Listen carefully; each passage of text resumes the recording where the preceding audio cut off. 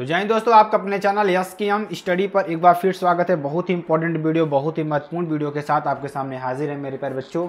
यहाँ पर देखिए चैप्टर नंबर 7 की बात करेंगे, प्रत्यावर्ती धारा। ठीक है ना, प्रत्यावर्ती धारा से आपके लिए सारे क्वेश्चंस बन रहे हैं जो कि आपके लिए बहुत ही इंपॉर्टेंट और बहुत ही महत्वपूर्ण है। ठीक है ना, तो यहाँ पर देखेंगे पहला जो आपका टॉपिक होगा क्या होगा, दिष्ट धारा। उससे पहले आप सभी लोग क्या करेंगे, चैनल को लाइक शेयर कमेंट सब्सक्राइब जरूर कर लेंगे। साथ ही साथ सभी लोग बेल आइकन को जरूर दबा लेंगे ताकि जो वीडियो नोटिफिकेशन हो आपके स्क्रीन पर तुरंत ही पहुंच जाए। ठीक है ना, तो चैप्टर नंबर 7 की बात करेंगे। चैप्टर नंबर 7 क्या है, प्रत्यावर्ती धारा। क्या है, प्रत्यावर्ती धारा। ठीक है ना, तो दिष्ट धारा की बात करेंगे। ऐसी धारा जिसका परिमाण एवं दिशा दोनों निश्चित होते हैं उसे दिष्ट धारा कहते हैं। यानी कि ध्यान दीजिएगा, ऐसी धारा जिसका परिमाण एवं दिशा, परिमाण मतलब क्या होता है, जितनी मतलब की मात्रा उसके पास आ रही है और उसकी जो दिशा है वो दोनों निश्चित रहते हैं, उसे हम क्या कहते हैं, दिष्ट धारा का। जैसे देखिए यहाँ पर क्या है कि समय के साथ उसकी जो मात्रा है वो भी समान रहती है और जो धारा है एकदम स्ट्रेट रहती है, तो उसे हम क्या कहेंगे, दिष्ट धारा कहेंगे। ये हमारा किसका है, दिष्ट धारा का क्या है, सिंबल है। ठीक है ना, अगर हम कहें जैसे मान लीजिए दिष्ट धारा जो होती है सीधी जाती है, मतलब क्या होती है, कहीं विचलित नहीं होती है। ठीक है ना, चलिए, और अगर हम दिष्ट धारा की बात करें तो जिसका परिमाण एवं दिशा दोनों निश्चित होते हैं उसे दिष्ट धारा कहते हैं। दिष्ट धारा दो प्रकार की होती है। कौन कौन सी होती है, ध्यान दीजिएगा। एक समान दिष्ट धारा, वह दिष्ट धारा जिसका परिमाण समय के साथ साथ अपरिवर्तित रहता है। ठीक है ना, क्या कहता है, ध्यान दीजिएगा, बहुत इंपॉर्टेंट बहुत ही महत्वपूर्ण है। क्या कह रहा है, तो एक समान दिष्ट धारा क्या होती है, वह दिष्ट धारा जिसका परिमाण समय के साथ क्या रहता है, अपरिवर्तित रहता है, एक समान दिष्ट धारा कहलाता है। ठीक है ना, तो ये आपके लिए हो जाएगा। असमान दिष्ट धारा की बात करेंगे तो असमान दिष्ट धारा क्या होती है, वह दिष्ट धारा जिसका परिमाण समय के साथ साथ क्या होता है, परिवर्तित। कहने का मतलब ध्यान दीजिएगा, वह दिष्ट धारा जिसका परिमाण समय के साथ साथ क्या रहता है, परिवर्तित होता है, असमान दिष्ट धारा कहलाती है। ठीक है ना, चलिए आगे आपको बताते हैं। आगे हम बात करेंगे प्रत्यावर्ती धारा, जिसे आप क्या कहते हैं, अल्टरनेट करंट कहते हैं। क्या कहते हैं, अल्टरनेट करंट कहते हैं, प्रत्यावर्ती धारा कहते हैं। ऐसी धारा जिसका परिमाण लगातार बदलता रहता है, ऐसी धारा जिसका परिमाण क्या होता है, लगातार क्या रहता है, बदलता रहता है, जबकि इसकी दिशा एक निश्चित समय के पश्चात बदलती है।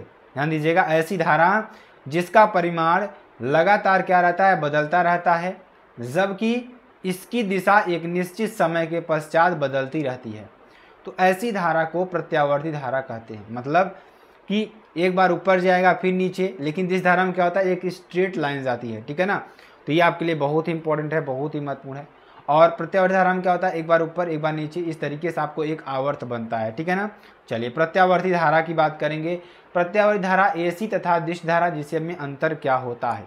ठीक है ना, प्रत्यावर्ती धारा एसी जिसे आप क्या कहते हैं, एसी, और दिष्ट धारा जिसे आप क्या कहते हैं, अल्टरनेट करंट।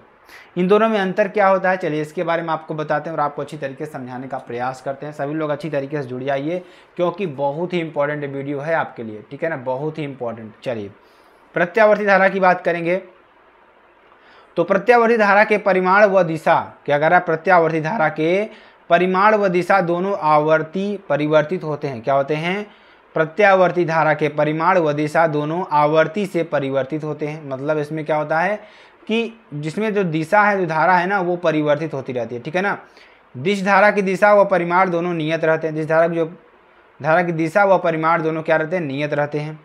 यह रासायनिक व चुंबकीय प्रभाव प्रदर्शित नहीं करती है। यहाँ क्या होती है, यह रासायनिक व चुंबकीय प्रभाव प्रदर्शित नहीं करती है, केवल ऊष्मीय प्रभाव प्रदर्शित करती है। यह धारा रासायनिक चुंबकीय तार ऊष्मीय प्रभाव को प्रदर्शित करती है। ठीक है ना, इस धारा का मापक यंत्र धारा के ऊष्मीय प्रभाव पर आधारित होता है। धारा घनत्व क्या होता है, धारा का मापक यंत्र धारा के ऊष्मीय प्रभाव पर आधारित होता है। विद्युत चुंबक बनने के लिए इस धारा का प्रयोग होता है। ठीक, और चौथे पॉइंट की बात करेंगे, विद्युत चुंबक बनने के लिए इस धारा का उपयोग नहीं किया जा सकता है। ठीक, और इस धारा का मापक यंत्र धारा के चुंबकीय प्रभाव पर आधारित होता है। ठीक है ना, ये आपको लिख देना। चलिए आगे आपको बताते हैं, ध्यान दीजिएगा। आवर्तकाल की बात करेंगे। किसी विद्युत परिपथ में तरंग द्वारा क्या करा, किसी विद्युत परिपथ में तरंग द्वारा एक कंपन पूरा करने में जितना समय लगता है उसे हम क्या कहते हैं, आवर्त काल कहते हैं। मतलब एक कंपन पूरा करने में, ध्यान दीजिएगा, एक कंपन पूरा करने में किसी विद्युत परिपथ में तरंग द्वारा, मान लीजिए कोई विद्युत परिपथ है उसमें तरंग द्वारा एक कंपन पूरा करने में, कंपन का मतलब जैसे मान लीजिए क्या होता है कि आप स्प्रिंग देखे हैं ना, स्प्रिंग को आप तान कर छोड़ते हैं उसमें क्या होता है, एक कंपन होता है। तो उसका एक मामूली जो कंपन होता है ना उसको पूरा करने में जितना समय लगता है उसे हम आवर्तकाल कहते हैं, टी कहते हैं। इसे कैपिटल टी से प्रदर्शित करते हैं। कैपिटल टी बराबर क्या होता है, 2π/ω। क्या होता है, 2π/ω। ठीक है ना। आवृत्ति की बात करेंगे, आवृत्ति किसे कहते हैं, एक सेकेंड में किए गए कंपनों की संख्या। जैसे आप स्प्रिंग तान कर छोड़ देते हैं ना, तो एक मतलब ध्यान दीजिएगा, एक सेकेंड में जितना कंपन वह करेगा, ठीक है ना, एक सेकेंड में किए गए कंपनों की संख्या को आवृत्ति कहते हैं। इसे स्मॉल एन या स्मॉल एफ से प्रदर्शित करते हैं। स्मॉल एन बराबर W/2π, ठीक है ना। आयाम या शिखर मान की बात करेंगे तो प्रत्यावर्ती धारा के अधिकतम मान को धारा का आयाम या शिखर मान कहते हैं। ध्यान दीजिएगा, प्रत्यावर्ती धारा के अधिकतम मान को धारा का आयाम या शिखर मान कहते हैं, ठीक है ना। ये आपके लिए, चलिए आगे आपको बताते हैं। कला की बात करेंगे, फेज की बात करेंगे तो किसी विद्युत परिपथ में कण की स्थिति एवं दिशा को कला कहते हैं। ध्यान दीजिएगा, किसी विद्युत परिपथ में कण की स्थिति एवं दिशा को कला कहते हैं, ठीक है ना। कला को फाई या थीटा से या साई से प्रदर्शित करते हैं। किससे, फाई, थीटा या साई से प्रदर्शित करते हैं, ठीक है ना। प्रत्यावर्ती विद्युत वाहक बल की बात करेंगे तो प्रत्यावर्ती विद्युत वाहक बल क्या होता है, यह वह बल है जिसके परिमाण व दिशा दोनों समय के साथ साथ आवर्ती रूप से निरंतर बदलते रहते हैं। ध्यान दीजिएगा, प्रत्यावर्ती विद्युत वाहक बल क्या होते हैं कि यह वह बल है जिसके परिमाण व दिशा, इसके में जो परिमाण होगा, जो उसकी मात्रा होगी और जिसका जो दिशा होगा, दोनों समय के साथ साथ क्या होते हैं, आवर्ती रूप से क्या होते हैं, निरंतर बदलते रहते हैं, ठीक है ना। वर्ग माध्य मूल मान की बात करेंगे, ठीक है ना, वर्ग माध्य मूल मान, ठीक है ना। तो एक पूर्ण चक्र में क्या करा, एक पूर्ण चक्र में I² के मध्य के वर्गमूल को प्रत्यावर्ती धारा का वर्ग माध्य मूल मान कहते हैं। एक पूर्ण वर्ग चक्र के में I² के माध्य के वर्गमूल को प्रत्यावर्ती धारा का वर्ग माध्य मूल मान कहते हैं, ठीक है ना। चलिए वाटहीन धारा की बात करेंगे तो जब किसी परिपथ में शक्ति क्षय शून्य होती है, क्या होती है, जब किसी परिपथ में जो शक्ति क्षय है शून्य होती है तो उसमें प्रवाहित धारा को वाटहीन धारा कहते हैं। जब किसी परिपथ में क्या होता है, जो शक्ति क्षय शून्य होती है तो उसमें जो प्रवाहित धारा होती है उसको वाटहीन धारा कहते हैं, ठीक है ना। चलिए आगे आपको बताते हैं। प्रत्यावर्ती धारा का औसत मान क्या होता है, तो एक पूर्ण चक्र में प्रत्यावर्ती धारा का औसत मान 0 से t समय तक बहने वाली कुल धारा। ध्यान दीजिएगा, 0 से t I0 sin ω dt। ध्यान दीजिएगा, यहाँ पर क्या हो जाएगा, I बराबर 0। ध्यान दीजिए कितना आएगा, I बराबर 0 आएगा। अतः एक पूर्ण चक्र में प्रत्यावर्ती धारा का औसत मान 0 होता है। अगर हम एक पूर्ण चक्र की बात करें, ध्यान दीजिएगा कैसे, हमने कहा यहाँ पर हमारी जो प्रत्यावर्ती धारा है 0 समय अंतराल से उठी, एक बार यहाँ पर गई, ठीक, यहाँ पर गई तो मैक्सिमम हुआ, यहाँ पर गई तो पाई हुआ, ठीक है ना, 0 से पाई, पुनः क्या हो गया, यहाँ पर आ गई तो यहाँ पे क्या हो जाएगी, 0, ठीक है ना।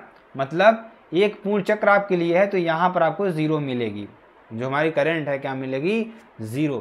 यानी औसत मान इसका क्या होगा, एक पूर्ण चक्र का, जिसकी आधा इसमें आधा इसमें, तो यहाँ पर आपको देख क्या मिलेगा, यहाँ पर आपको 0 मिलेगा, ठीक है ना। इस तरीके से आप देख सकते हैं। चलिए आगे आपको बताते हैं। अगला देखिए, धनात्मक आधे चक्र के लिए प्रत्यावर्ती धारा का औसत मान क्या होगा, धनात्मक आधे चक्र के लिए प्रत्यावर्ती धारा का औसत मान। तो माना t समय पश्चात विद्युत धारा I हो तो I बराबर I0 sin ω t, ठीक है ना, I बराबर I0 sin ω t, ये आपके लिए हो जाएगा। तो यहाँ पर धनात्मक आधे चक्र के लिए प्रत्यावर्ती धारा का जो औसत मान होगा वह क्या होगा, ठीक है ना। आगे देखिए, धनात्मक आधे चक्र के लिए जो प्रत्यावर्ती धारा का औसत मान है, ध्यान दीजिए वो कितना आता है, उसके बारे में हम आपको बताते हैं, जो कि आपके लिए बहुत ही इंपॉर्टेंट और बहुत ही महत्वपूर्ण है, ठीक है ना। चलिए आगे आपको बताते हैं। तो यह वीडियो देखिए आपके लिए सिर्फ रिवीजन के तौर पर बताया जा रहा है। तो जो आधे चक्र के जो औसत मान आपके लिए आएगा ना मेरे प्यारे बच्चों, वह कितना आता है, ध्यान दीजिएगा, बहुत ही इंपॉर्टेंट चीज़ है, 2I0 upon T omega cos omega T by 2 minus cos theta, ठीक है ना। तो ओमेगा बराबर क्या हो जाएगा 2 पाई अपान टी, कितना हो जाएगा 2 पाई अपान टी, ठीक है ना। ये आपके लिए, चलिए आगे आपको बताते हैं। और यहाँ पर कितना हो जाएगा 2I0 अपान पाई, ठीक है ना। तो आदर चक्र के लिए जो प्रत्यावर्ती धारा का औसत मान आएगा कितना आएगा 2I0 अपान पाई, ठीक है ना। ये आपके लोग का, चलिए आगे आपको बताते हैं। जो कि ये सारे चैप्टर्स हमने आपको एक बार पूरा पढ़ा चुका है, इसलिए हम आपको यहाँ पर अच्छी तरीके से समझाने का प्रयास करते हैं कि प्रत्यावर्ती धारा का जो वर्ग माध्य मूल मान है वो कितना आता है। ध्यान दीजिएगा, जो प्रत्यावर्ती धारा का वर्ग माध्य मूल मान है वह कितना आएगा। ध्यान दीजिएगा, बहुत इंपॉर्टेंट है, बहुत ही महत्वपूर्ण है आपके लिए, ध्यान दीजिएगा यहाँ पर। तो प्रत्यावर्ती धारा का जो वर्ग माध्य मूल मान है कितना आएगा, IRMS बराबर IM बराबर I0 अपान 2, कितना हो जाएगा I0 अपान 2, ठीक है ना। तो यहाँ पर कितना हो जाएगा IRMS बराबर क्या हो जाएगा I0 अपान √2, ठीक है ना, बराबर 1 अपान √2 बराबर 0.707, ठीक है ना। या IRMS बराबर क्या हो जाएगा मेरे प्यारे बच्चों, IRMS बराबर 0.707 I0, ठीक है ना। इसी प्रकार विभवांतर के लिए वर्ग माध्य मूल मान VRMS बराबर V0 अपान √2, यानी VRMS बराबर 0.707 V0, ठीक है ना। चलिए आगे आपको बताते हैं।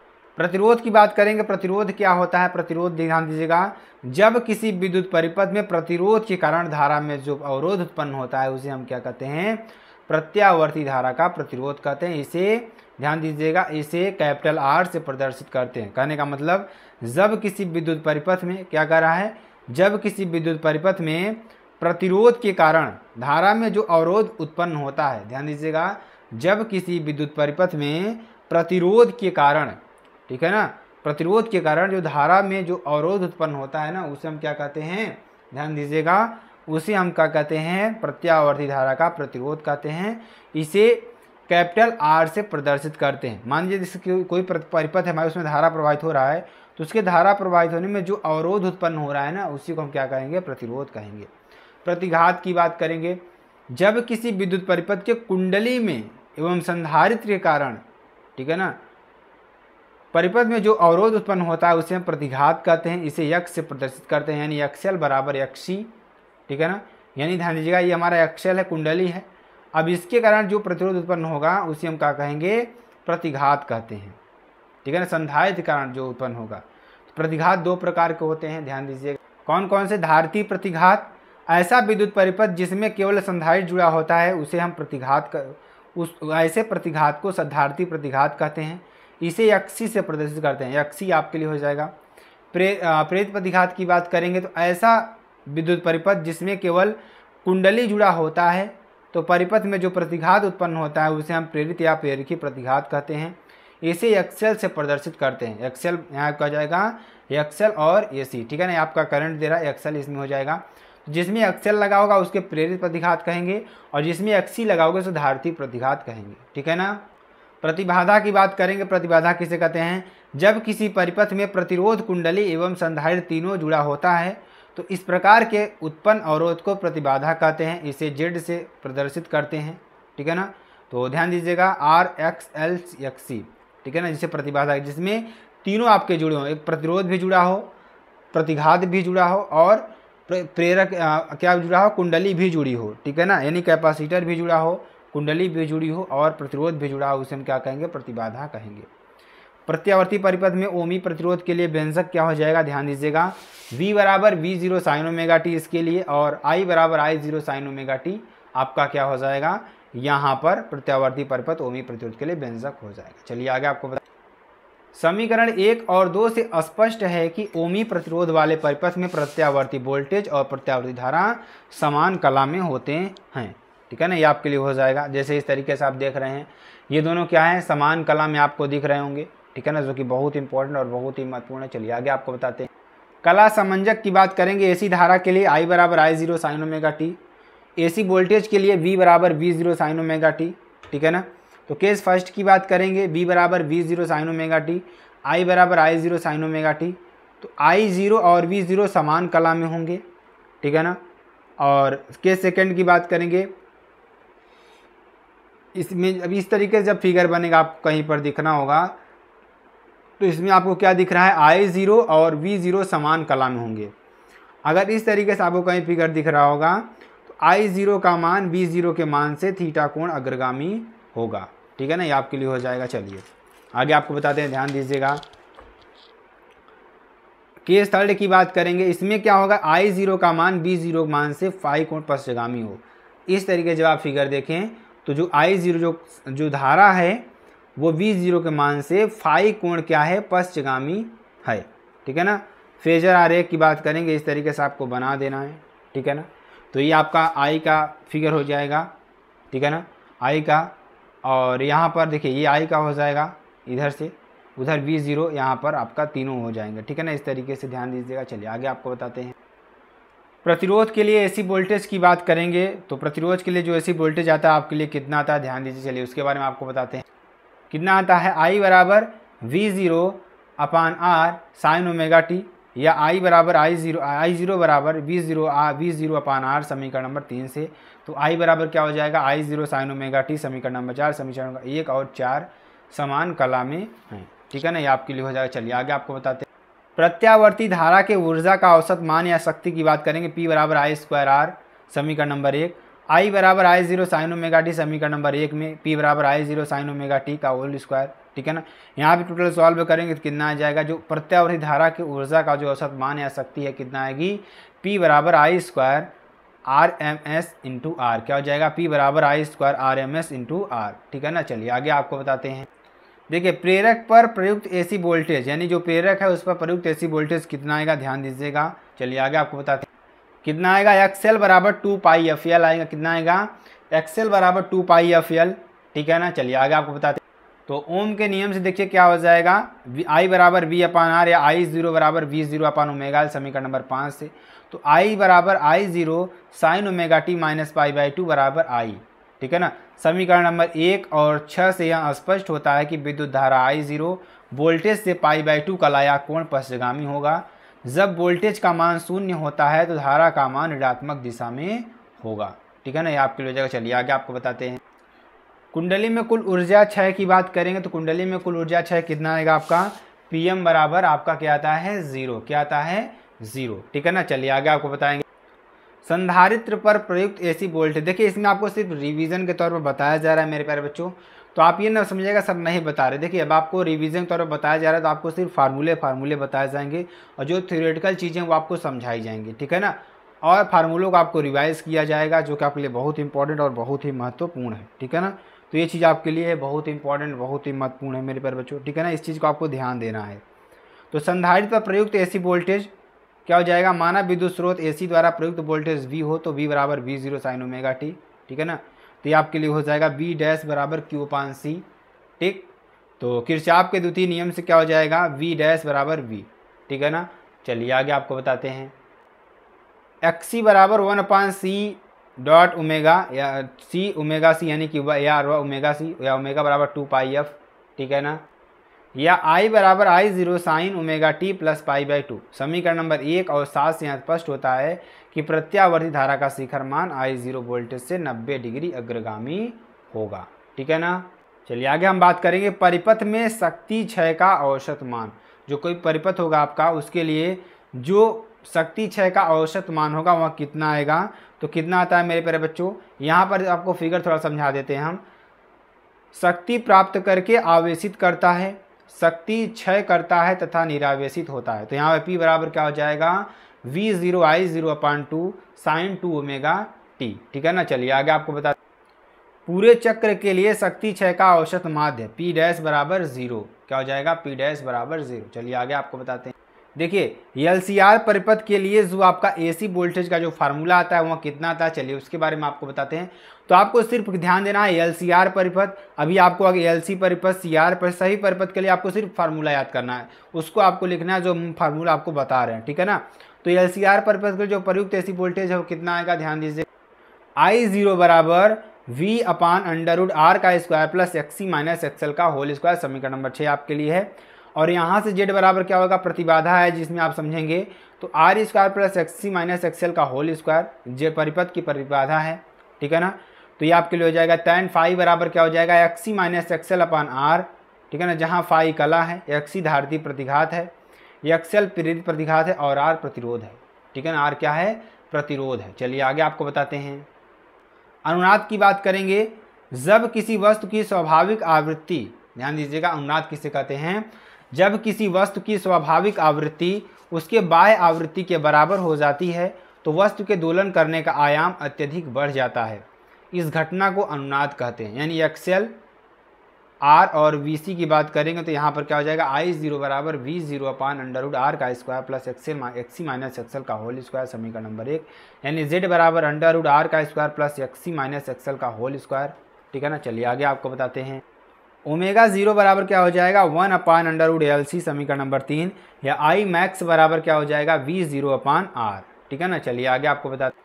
एसी परिपथ में विद्युत शक्ति, अगर एसी परिपथ की बात करें तो उसमें अगर एसी परिपथ में विद्युत शक्ति की बात करें, से L, R, C तीनों लगा हो, हमारी कुंडली लगी हो, प्रतिरोध लगा हो और कैपेसिटर लगा हो, इसमें जो विद्युत शक्ति होगी वह कितना होगी, चलिए आगे आपको बताते हैं।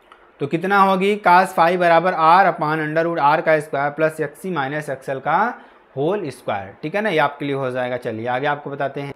अगर आर परिपथ की बात करें इसमें तो फाई बराबर 0 होगा। जब आप फाई बराबर 0 रखेंगे तो क्या आएगा, फाई बराबर 0 आएगा। LCR परिपथ के लिए क्या हो जाएगा, कास फाई बराबर क्या हो जाएगा, आर अपान अंडर आर का square plus XC minus XL का होल स्क्वायर, ठीक है ना। आपको लिख लेना। चलिए आगे आपको बता, केस थर्ड की बात करेंगे, एक्सी बराबर एक्सएल हो जब तो फाई बराबर क्या हो जाएगा 0।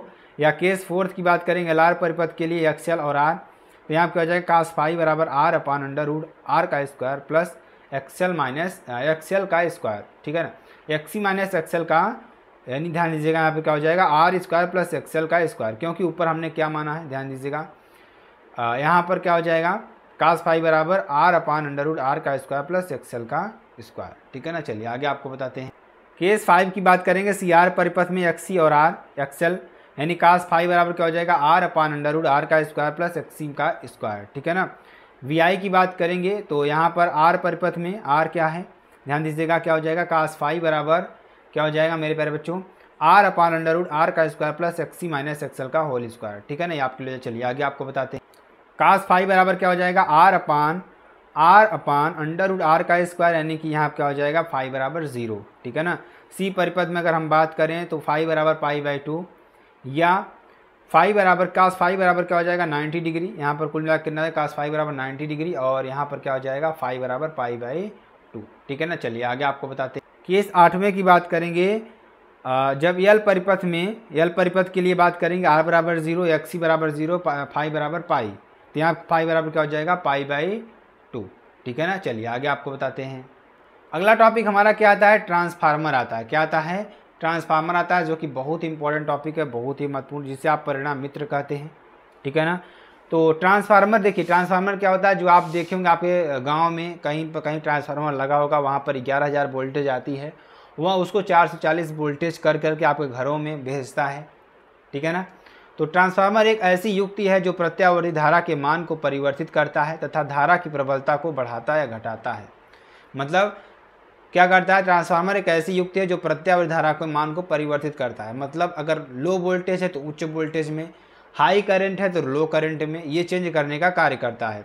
यह अन्योन्य प्रेरण के सिद्धांत पर कार्य करता है तथा इसके खोज करने का श्रेय फैराडे को जाता है। ये दो प्रकार के होते हैं, एक अपचाई ट्रांसफार्मर यानी स्टेप डाउन ट्रांसफार्मर जो वोल्टेज को कम करता है, ठीक है ना। तो यह एक ऐसा ट्रांसफार्मर है जिसके द्वारा प्रत्यावर्ती धारा के मान को कम किया जाता है, इसे अपचाई ट्रांसफार्मर कहते हैं, जिसमें धारा के मान को कम किया जाए, ठीक है ना। मतलब इसमें हाई करंट आएगी, धारा के मान को इसमें हम कम करके लेंगे। जैसे मान लीजिए इधर इनपुट है, इस पर हाई करंट आएगी और इस तरफ क्या होगा आउटपुट, यानी इस पर लो करंट आपको मिलेगी, ठीक। इसके प्राथमिक कुंडली में फेरों की संख्या अधिक होती है तथा द्वितीय कुंडली में फेरों की संख्या कम होती है। जिस कुंडली में फेरों की संख्या अधिक होती है उसमें पतले तार लगे होते हैं तथा जिस कुंडली में फेरों की संख्या कम होती है उसमें मोटे तार का प्रयोग किया जाता है, ठीक है ना। आपको सारी पॉइंट लिख लेना है, ठीक है ना। चलिए, ट्रांसफार्मर का जो प्राथमिक कुंडली को एसी स्रोत से जोड़ा जाता है जिसे निवेशी कहते हैं तथा इसकी दूसरी कुंडली निर्गत का काम करता है। दोनों कुंडलियों के बीच में पटलित क्रोड लगा होता है जो नर्म लोहे का बना होता है और विद्युत रोधी होता है। यह धारा की प्रबलता को बढ़ाता है, ठीक है ना। तो अगर यहाँ पर निवेशी क्या है, ध्यान दीजिएगा, इधर अगर आपको हाई वोल्टेज दे रहे हैं तो इधर लो वोल्टेज आपको मिलेगा, जिसे ऊंचाई ट्रांसफार्मर कहेंगे। ठीक है ना, चलिए आगे आपको बताते हैं। ऊंचाई ट्रांसफार्मर की बात करेंगे तो यहाँ एक ऐसी युक्ति है जिसके द्वारा प्रत्यावर्ती वोल्टेज के मान को बढ़ाता है, इसे ऊंचाई ट्रांसफार्मर कहते हैं। इसके प्राथमिक कुंडली में फेरों की संख्या कम होती है तथा द्वितीय कुंडली में फेरों की संख्या अधिक होती है। यह धारा की प्रबलता को कम करता है, धारा की प्रबलता को क्या करता है, कम करता है। ठीक है ना। अब ये क्या करता है, वोल्टेज के मान को क्या करता है, बढ़ाता है। वोल्टेज के मान को क्या करता है, बढ़ाने का कार्य करता है। ठीक है ना। अगर हाई यानी लो वोल्टेज आएगा तो हाई वोल्टेज इसमें देगा। ठीक है ना। और पिछले वाले में क्या था कि उसमें क्या किया था कि उसमें करंट को क्या किया था, यानी एक ऐसी युक्ति है जिसमें प्रत्यावर्ती वोल्टेज के मान को बढ़ाता है। यहाँ वोल्टेज के मान को बढ़ाता है और अपचाई ट्रांसफार्मर में वोल्टेज के मान को क्या करेगा, घटाएगा। ठीक, ये चीज़ आपको याद करना है। ठीक है ना। इसका जो फार्मूला आता है वो क्या आता है मेरे प्यारे बच्चों, ES अपान यानी कि सेकेंडरी कुंडली का जो वोल्टेज होगा, यानी जो विद्युत वाहक बल होगा, प्राइमरी कुंडली का जो विद्युत इसका अनुपात जो होगा, यानी सेकेंडरी कुंडली का जो टर्न संख्या होगी, प्राइमरी कुंडली का टर्न संख्या बराबर सेकेंडरी कुंडली का वोल्टेज अपान प्राइमरी कुंडली का वोल्टेज बराबर सेकेंडरी कुंडली का करंट अपान प्राइमरी कुंडली का करंट अपान सेकेंडरी कुंडली का करंट। ठीक है ना, बराबर के, जहाँ के क्या है, परिनमन गुणांक है। ठीक है ना, ये आपके लिए हो जाएगा। चलिए आगे आपको बताते हैं। ट्रांसफार्मर की दक्षता की बात करें, दक्षता निर्गत शक्ति अपान निवेशी शक्ति। ठीक है ना, अथवा दक्षता बराबर द्वितीय कुंडली द्वारा प्राप्त ऊर्जा बटे प्राथमिक कुंडली द्वारा प्राप्त ऊर्जा। नोट फर्स्ट की बात करेंगे तो आदर्श ट्रांसफार्मर की दक्षता 100% होती है। व्यवहारिक स्थानों पर दक्षता 75 से 95% होती है। कोई भी ट्रांसफार्मर आदर्श ट्रांसफार्मर नहीं होता है, इसमें निम्न कारणों से ऊर्जा क्षय होती है। पहला फ्लक्स क्षरण की बात करेंगे, और ट्रांसफार्मर में कुछ ना कुछ फ्लक्स क्षरण होता है, या क्रोड के खराब अभिकल्पना या इनमें रिक्त वायु के कारण प्राथमिक कुंडली का संपूर्ण फ्लक्स द्वितीय कुंडली से होकर नहीं गुजरता है। इस क्षरण को कम करने के लिए प्राथमिक एवं द्वितीय कुंडलियों को एक दूसरे के ऊपर लपेटते हैं। कुंडली का प्रतिरोध की बात करेंगे तो कुंडली बनाने में प्रयुक्त तार के कुछ प्रतिरोध होता है जिसमें ऊष्मा का क्षय होता है। इसे कम करने के लिए उच्च धारा निम्न वोल्टेज का तार मोटा होता है। भंवर धाराएं की बात करेंगे, लौह प्रत्यावर्ती चुंबकीय फ्लक्स लौह क्रोड में प्रेरित धाराएं उत्पन्न करती हैं, जो क्रोड को गर्म कर देती है। प्रेरित धारा कम करने के लिए क्रोड को पटलित क्रोड बनाया जाता है। ठीक है ना। सहथिल लहान की बात करेंगे तो क्रोड को बार बार चुंबकी तथा विचुंबकित यानी चुंबकी तथा विद्युत चुंबकित होने से क्रोड में ऊष्मा उत्पन्न होती है। इसे कम करने के लिए कम सहथिल्य वाले पदार्थ का क्रोड के रूप में उपयोग करते हैं। ठीक है ना। ऊंचाई ट्रांसफार्मर में अंतर की बात करेंगे। ऊंचाई ट्रांसफार्मर में धारा की प्रबलता कम होती है। अपचाई ट्रांसफार्मर में धारा की प्रबलता अधिक होती है। इसमें प्राथमिक कुंडली में फेरों की संख्या द्वितीय कुंडली से फेरों की संख्या अधिक होती है। इसमें प्राथमिक कुंडली में फेरों की संख्या अधिक तथा द्वितीय कुंडली में फेरों की संख्या कम होती है। यहाँ वोल्टेज के मान को बढ़ाता है, यहाँ वोल्टेज के मान को घटाता है। इसमें प्राथमिक कुंडली में मोटे तार तथा द्वितीय कुंडली में पतले तार लगे होते हैं। इसमें प्राथमिक कुंडली में पतले तथा द्वितीय कुंडली में मोटे तार लगे होते हैं। तो मेरे प्यारे बच्चे पूरा चैप्टर था आपके लिए। तो अगर आपको वीडियो पसंद आती है चैनल को लाइक शेयर कमेंट सब जरूर कर सकते हैं। फिर मिलते हैं नेक्स्ट वीडियो में नए टॉपिक के साथ। अब तक के लिए जय हिंद, जय Bharat, bye bye, take care.